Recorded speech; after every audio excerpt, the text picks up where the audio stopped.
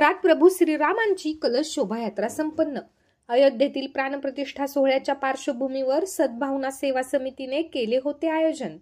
अयोध्येत होत असलेल्या रामलल्ला मंदिर प्राणप्रतिष्ठेच्या पार्श्वभूमीवर बुलढाणा शहरात सद्भावना सेवा समितीच्या वतीने 20 जानेवारीला प्रभू श्रीरामांची भव्य कलश शोभायात्रा काढण्यात आली। शहरातील सुवर्ण गणेश मंदिर येथून दुपारी 4 वाजता या शोभायात्रेला सुरुवात झाली। आमदार संजय गायकवाड यांनी नारळ फोडून या शोभायात्रेचा शुभारंभ केला। यावेळी बुलढाणा अर्बनचे अध्यक्ष राधेश्याम चांडक, आमदार धीरज लिंगाडे उपस्थित होते। या शोभायात्रेमध्ये 50 फूट उंचीची श्रीरामांची प्रतिकृती उभारण्यात आली होती। शोभायात्रेमध्ये टाळकरी वारकरी आपल्या पारंपरिक वेशभूषेत सहभागी झाले होते।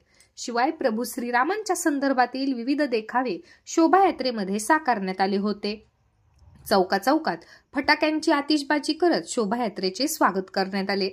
ही शोभायात्रा शहरातील प्रमुख मार्गाने भ्रमण करत शहरातील पेठेतील श्रीराम मंदिरामध्ये पोहोचणार असून त्या ठिकाणी महाआरतीनंतर शोभायात्रेचा समारोप होणार आहे।